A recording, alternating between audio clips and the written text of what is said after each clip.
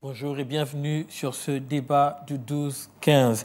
Nous parlons aujourd'hui de la transition au Gabon et nous nous posons la question justement depuis août 2023 jusqu'à maintenant, donc en avril 2025, qu'est-ce que l'on peut retenir de ce qui a été bien sûr posé comme action, que ce soit au niveau institutionnel ou au niveau même de la société, et quelles sont les étapes à venir?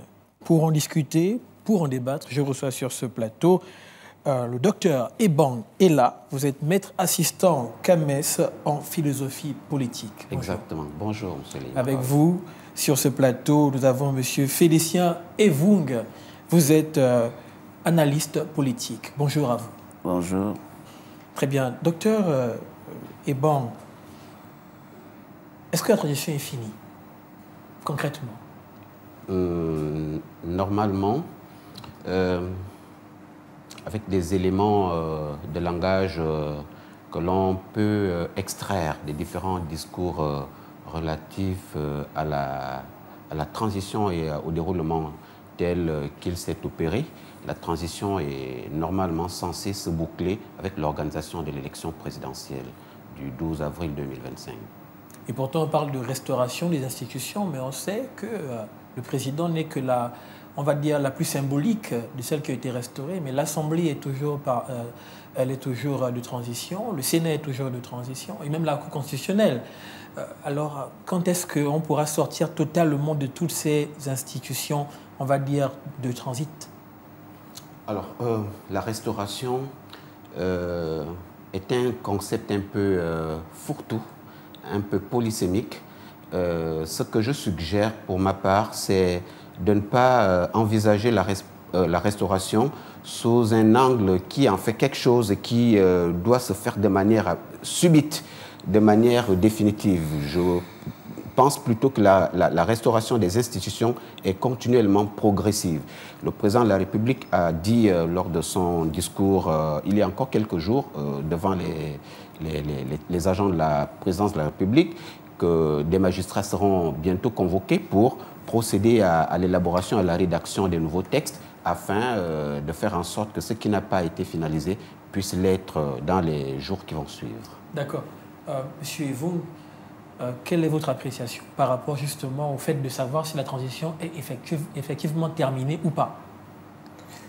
Pour moi, la transition, contrairement à ce que dit le professeur, pour moi, la transition est bouclée. Elle est bouclée avec un goût d'inachevé parce que le professeur lui-même le relève avec ses mots, qu'il dit qu'elle est continue, elle ne saurait être continue dans la mesure où lorsque la transition arrive, la transition, c'est elle-même écourtée. Ça veut dire que la transition a privilégié l'organisation de l'élection présidentielle comme nouveau départ. Parce que la transition, lorsqu'on dit la restauration des institutions, mais en principe et en logique, on aurait dû faire d'abord la restauration au niveau du Parlement de la transition. Or, à ce niveau, il n'y a pas eu véritablement restauration des nouveaux textes qui puissent permettre au peuple souverain de se prononcer. J'en veux pour preuve l'organisation vaille que vaille du référendum. Bien entendu que le oui l'a emporté, mais nous savions que bon nombre de Gabonais, et cela a été répété à l'élection présidentielle avec un taux de participation de 60%, donc ça veut dire que 60%, parce que les calculs ne sont pas suffisamment exacts. Officiellement, le ministère de l'Intérieur a donné les chiffres, on est à 70%. Lorsque vous regardez vous regardez les résultats officiels paru dans l'Union de lundi, parce que je suis assez précis, oui. Paru dans l'Union de lundi, oui. On constate qu'il y a quelques différences, il y a quelques petites anomalies. C'est pour ça que la Cour constitutionnelle va justement rectifier. Oui, la Cour constitutionnelle va pouvoir réexaminer. Ça veut dire que si la Cour constitutionnelle de la transition, oui, c'est admis qu'on est on peut vous le concéder, admettons même qu'on est à 70%. D'accord. Mais le problème ici, c'est que le code électoral, qui normalement, c'est lui qui engage tout processus électoral. Donc le code électoral aurait dû être finalisé si on avait voulu prendre en compte la restauration pour qu'au moment où les électeurs gabonais sont appelés à choisir librement leur nouvelle constitution et après à choisir leur président de la République devait être finalisé. Donc, sous-entendu que la restauration au niveau de la pratique, ça veut dire qu'au niveau des outils qui permettent au peuple de s'exprimer, y compris de se choisir librement son président de la République, n'a pas été achevée. Mais elle est bouclée. On pense que c'est un héritage, désormais, c'est un héritage du passé. Et aujourd'hui, on a un nouveau président de la République élu qui doit absolument restaurer maintenant ce que la transition n'a pas pu faire.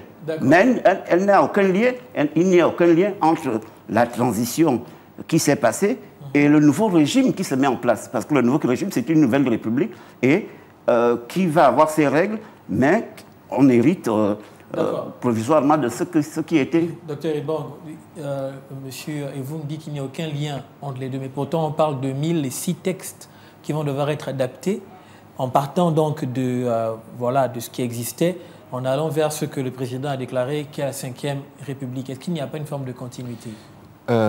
C'est d'ailleurs le point de vue que j'ai défendu.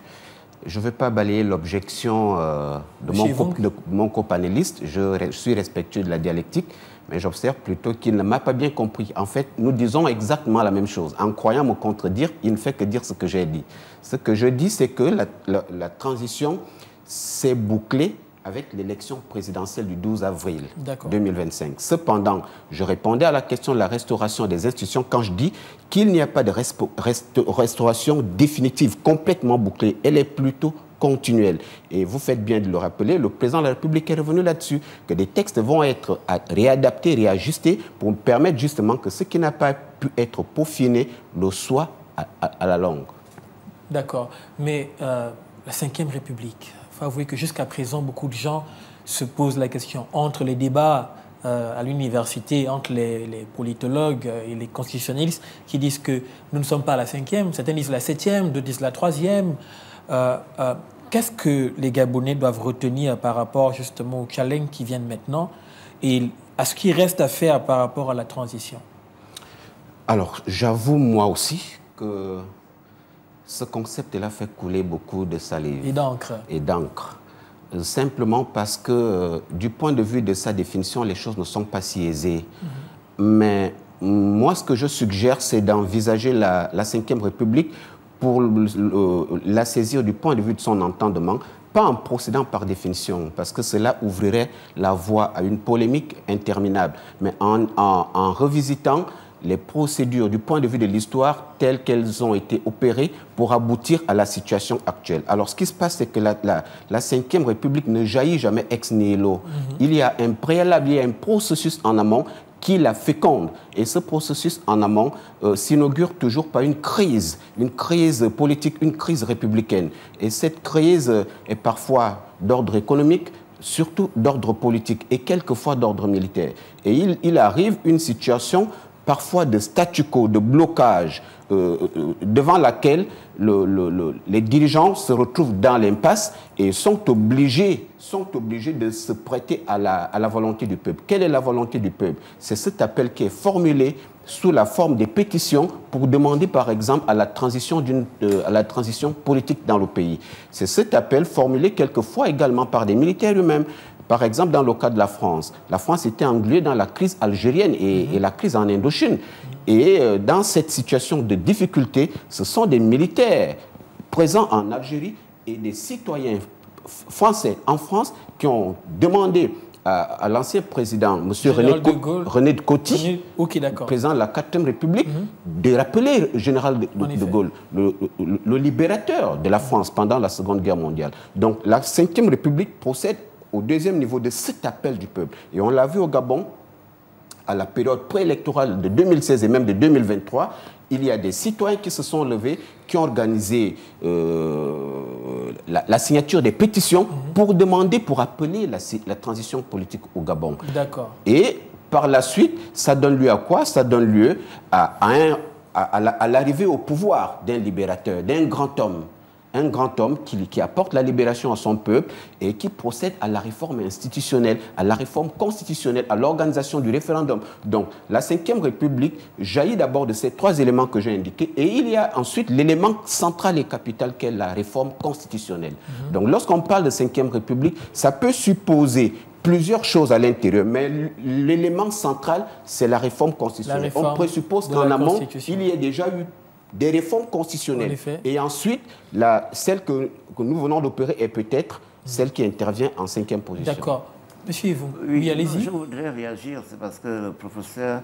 Non, je ne peux pas laisser dire ce que le professeur a dit. Nous ne disons pas la même chose. Nous disons, moi ce que je dis, c'est que lorsque les militaires arrivent au pouvoir, ils ont 3 à 4 choses essentielles. Ils disent qu'il faut restaurer la dignité, il faut redonner la dignité aux Gabonais, il faut restaurer les institutions. J'insiste dans le cadre de la restauration. Et pour cela, pour se donner les moyens de restaurer les institutions, ils mettent en place une Assemblée nationale de transition, ils mettent en place un Sénat de transition chargé d'élaborer, de donner la vision, de mettre ça en œuvre. Or, ils se donnent un chronogramme, donc ils se donnent un délai. Donc, toutes les réformes concernant la transition devaient se faire dans ce laps de temps. Parce que dire le contraire, qu'elle est continuelle avec une nouvelle république, n'est pas exact, n'est pas logique sur le plan politique. Une nouvelle république, vous faites allusion au fait que dès qu'il a été élu, on ne devrait plus parler de transition? Parce que dès qu'il est élu, on ne parle plus de transition. Les institutions de la transition deviennent obsolètes. Donc, selon vous, il aurait fallu qu'on puisse d'abord finir avec les législatives? Non, non, c'est pas ce que je dis. D'accord. Je dis ce que moi je dis qui est relativement simple. Je dis l'Assemblée nationale et le Sénat de la transition auraient dû mettre en place au gouvernement de la transition et au président de la République tous les textes qu'ils se sont donnés de pouvoir conduire le pays en 2 ans. Or, ils ont écouté cette transition. Or, ce qu'on aurait bien voulu, c'est de voir que l'Assemblée nationale puisse achever, par exemple, le code électoral. Mais monsieur Yvon, il aurait fallu que ces gens votent ces lois. Vous pensez qu'il aurait été légitime que des gens d'une Assemblée de transition votent des lois qui s'appliqueront juste après eux? Non, mais c'est ça la restauration. Parce que, non, ou alors on parle d'un autre terme, mais la restauration veut dire changer ce qu'il y avait avant. D'accord. Or, c'est ça, c'est parce qu'il y a eu une mauvaise gouvernance. C'est parce qu'il y a eu la pire des mauvaises gouvernances que les militaires se sont intervenus entre un pouvoir déchu qui voulait continuer avec des anciens textes. Or, on ne peut pas vouloir refaire les nouvelles élections sous la transition avec les anciens textes de ceux qu'on a enlevés, qu'on a dit que les textes-là étaient mauvais. Je vous ai pris le cas du code électoral parce qu'il est le plus parlant, parce qu'il est le plus plausible, que tout le monde peut analyser. Ok. Docteur Ebon, si je comprends bien, monsieur Evou, ce qu'il dit, c'est qu'il y avait plein de choses qui étaient mauvaises dans les textes auparavant, depuis le code électoral et plein d'autres aspects au niveau de l'Assemblée nationale et du Sénat, et qu'il aurait fallu potentiellement d'abord évacuer, changer, transformer tout ça avant de pouvoir considérer qu'on soit passé peut-être à un autre niveau, donc à passer la transition. Quel est votre avis là-dessus? Bon, je respecte le point de vue du copanéliste. Je ne vais pas discuter ses opinions.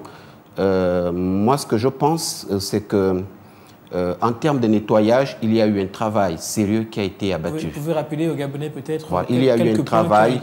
D'abord, prenons le cas du dialogue inclusif qui a été convoqué. Le DNA, en effet. Voilà. Un dialogue qui a été inclusif. Nous pouvons rappeler ici que les dialogues antérieurs, nombreux n'ont pas été inclusifs. Donc l'inclusivité est déjà un principe qui participe de ce qu'un travail sérieux de nettoyage, de restauration a été abattu en amont. Ensuite, la réforme constitutionnelle. Nous savons comment les constitutions étaient modifiées antérieurement. Parfois, c'était dans les bureaux du palais.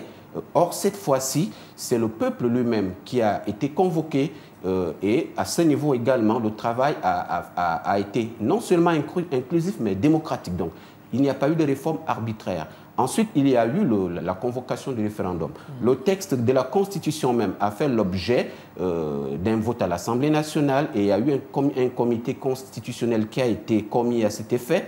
il y a le code électoral, donc nettoyage de ce qui existait, de l'existant, aussi bien au niveau du code qu'au niveau de la liste, qu'au niveau du fichier. Donc moi, je ne peux pas supposer qu'un travail de nettoyage n'ait pas été fait en amont. Maintenant, est-ce que ce travail aurait dû être fait avant l'élection présidentielle? Est-ce qu'il n'a pas été suffisamment fait avant l'élection présidentielle? Ça, c'est une autre paire de manches. Moi, je ne veux pas me permettre d'énoncer des postulats et de me passer des démonstrations. D'accord. Monsieur Evoum, votre réaction? Non, ma réaction, c'est que le professeur à demi-mot reconnaît que le travail n'a pas été... Le travail que nous avons... docteur, je pense. Professeur ou docteur? Non, docteur. Le docteur, oui. Le docteur reconnaît implicitement que le travail n'a pas été suffisamment fait. Il note que moi-même, j'étais membre du dialogue national inclusif, donc j'étais à la commission des infrastructures, et donc je sais tout le travail. J'ai participé à plusieurs assemblées du dialogue national inclusif, donc je suis parfaitement au courant de toutes les réformes qu'on attendait du dialogue national inclusif. Bon, le professeur indique qu'on a pris certaines dispositions, mais ici, moi je m'attache beaucoup à ce qui donne le pouvoir. C'est pourquoi j'insiste sur le code électoral. Lorsque vous voyez, le docteur ne va pas me démentir, le découpage, on aurait pu l'inclure dans la transition. Le découpage fait quand même partie de quelque chose qui a cristallisé. Mais est-ce qu'on aurait pu tout faire dans la transition? Parce que ce que vous dites, c'est comme si on aurait, dans les 2 ans, on va dire, faire l'essentiel. Oui, mais une grande partie a été faite. C'est l'essentiel qui a amené le code électoral a été revu, le référendum a été annoncé. Est-ce que les dispositions assez pertinentes du code électoral ont été revues? Est-ce que tout le monde est d'accord avec le code électoral? La preuve, c'est qu'à l'élection présidentielle, il y a 10% de Gabonais qui n'ont pas voté pour le président. Est-ce qu'on peut atteindre un consensus? Est-ce qu'on peut être à 100% d'accord sur ce qui doit être fait? Mais on est d'accord, dans tous les pays du monde, on est d'accord sur les règles du jeu. Ce qui a amené le coup d'État, c'est que les partisans du régime déchu disaient qu'ils ont changé les règles du jeu, donc ils ont changé les dispositions pertinentes du code électoral en année électorale, le bulletin unique, toutes ces choses. Ce qui est contraire à la loi. Donc si eux, ils ont agi comme ça, il revient à ceux qui ont dit « nous venons pour corriger », qu'ils auraient dû corriger. Mais je ne dis pas que l'élection ne s'est pas bien passée. Je dis seulement qu'on aurait pu... faire mieux, faire plus. Faire plus, et pour faire en sorte que... Parce que moi, le danger de ça, c'est quoi? C'est qu'on va aller à une élection législative, certainement dans 2 ou 3 mois. Parce qu'il faut bien que le nouveau président se donne les moyens législatifs de sa politique. Mais dans quel environnement? On va faire précipitamment, si on fait des élections en juin, on va faire précipitamment un découpage administratif et politique. Avec quelles conséquences? Parce que le problème, c'est que pour l'élection présidentielle, il n'y a plus de problème. Mais les législatives et les locales, mais ça va être la tension qu'on a refusée en 2023. Mais cette tension va être perceptible et va même être accrue. On ne va pas affirmer qu'il y aurait des tensions en 2025. Docteur Eban, vous pensez qu'au niveau du découpage administratif pour les locales et les municipales, il peut y avoir, les locales et les législatives, il peut y avoir une inquiétude potentiellement? Personnellement, je ne pense pas. D'accord. Vous pensez que ce qui est fait là est suffisant? Je pense plutôt que la température pour évaluer ce qui nous attend a déjà été donnée depuis le référendum. Ce qui s'est passé au référendum, c'est une mobilisation massive, c'est un plébiscite, ce qu'on appelle le référendum positif. Donc la victoire du oui contre le référendum négatif, donc l'échec du non. Donc il y a déjà la température qui a été donnée en amont pour que nous fassions à peu près une idée de ce qui peut se passer en aval.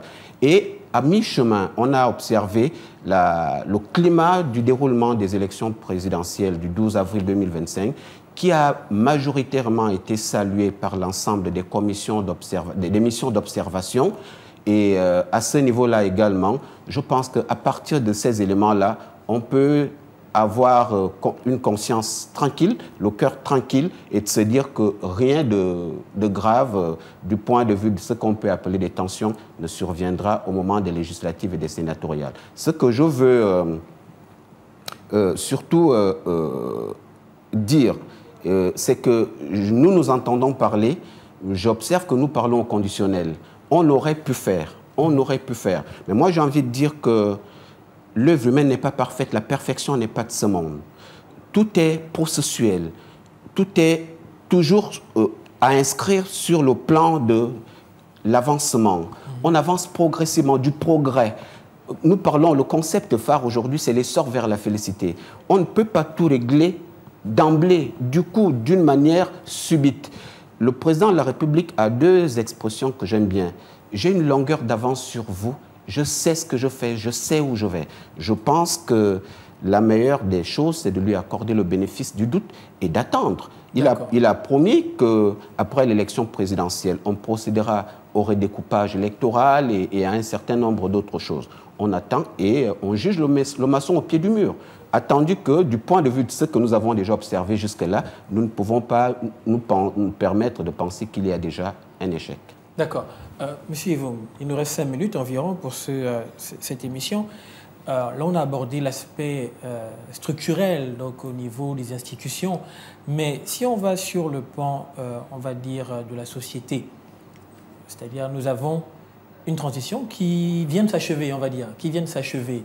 Est-ce que vous pensez qu'au niveau de la société, c'est-à-dire au niveau du vécu des Gabonais, donc dans la santé, dans ce que les Gabonais vivent au quotidien, il y a eu quelque chose qui s'est amélioré? Oui, non. De façon objective? Non, de façon objective, non. Il n'y a que... On dit que l'œil qui voit ne ment pas. Non.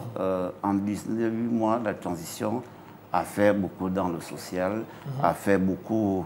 je peux dire qu'ils sont même allés très loin parce que lorsque vous prenez le ratio 26 000 postes budgétaires, c'est inégalable sur les 14 années précédentes. En dehors des 14, on peut même tirer les 30 dernières années.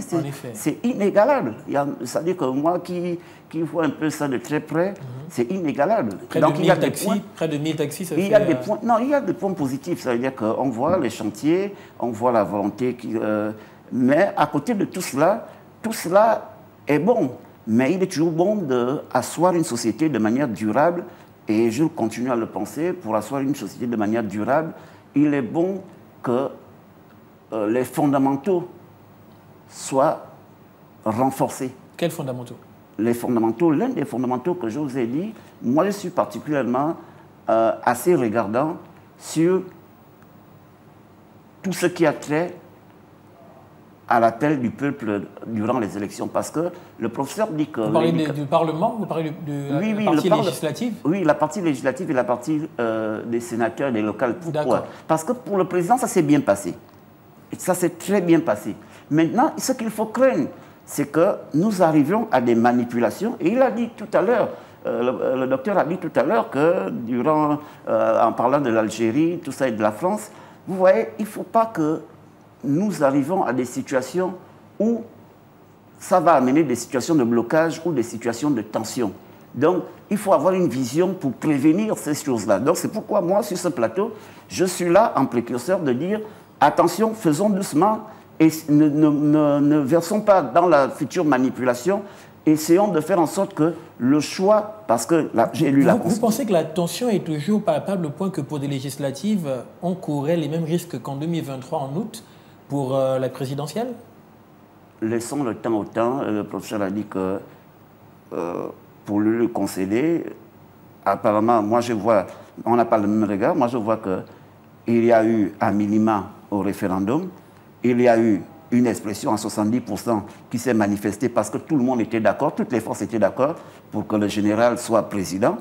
Et maintenant, personne ne peut présager de dire ce qui en sera lors des législatives et des locales. On doit faire attention. Donc. Voilà. Donc moi, c'était un appel pour dire que ne soyons pas triomphalistes comme certains veulent être triomphalistes. Non, soyons plus regardants parce qu'on parle de la gestion de la cité. En effet. Et donc on doit gouverner, c'est prévoir. Docteur Iban, rapidement, on va faire un dernier tour de table. Vous et on finira avec M. Yvon. C'est quoi, selon vous, le plus grand challenge qui attend pas la transition, mais qui attend, on va dire, la 5e République? Le plus grand challenge, c'est de, premièrement, faire en sorte que ce qui a été semé en amont puisse porter des fruits en aval. Tout le travail qui a été abattu, le zèle qui a été déployé. Voilà, que tout ce travail-là puisse porter des fruits. Première chose. Deuxième chose, le second challenge est relatif aux attentes légitimement générées par le peuple à l'égard du président de la République et de la Ve République. Ces attentes ont trait notamment au changement, à la rupture et donc au fait que les vieilles habitudes, les vieux démons ne renaissent pas, que les vieilles habitudes ne rejaillissent pas et qu'un changement superstructurel, surtout superstructurel, s'opère. Le troisième challenge est naturellement lié également au président de la République, faire en sorte que tous les projets qu'il a initiés et tout ce qu'il a également en initiative puissent effectivement voir le jour et que rien ne vienne entacher l'évolution de ce travail. Monsieur, et vous? Oui, moi, essentiellement, mon mot de fin se situe au niveau de la pensée que j'ai au niveau pour les 7 prochaines années. Donc, pour moi, l'un des plus grands challenges que le président, qui s'oppose avec acuité au président démocratiquement élu, c'est le changement de la gouvernance humaine, parce que ce sont les hommes qui portent tout projet. Vous pouvez être l'un des hommes les plus intelligents au monde, mais si au niveau de la gouvernance humaine, ça ne suit pas, vous allez échouer. Deuxième pilier, la gouvernance économique et sociale. Le professeur Ramad l'a un peu tiré. Donc, et le troisième pilier, la gouvernance politique, parce que ça va s'opposer avec acuité dans les 7 prochaines années. Ce sont les 3 challenges qui font face au président. Oui. Merci d'avoir accepté notre invitation. C'est moi qui vous remercie. Je rappelle que vous êtes le docteur Eban Ella, vous êtes maître assistant philosophie politique. Merci, docteur. Avec vous, monsieur Evung Félicien, vous êtes analyste politique. Merci encore d'avoir été avec nous. Merci. C'est nous qui vous remercions. Restez connectés sur les antennes de Gabon 24. À très bientôt. Au revoir.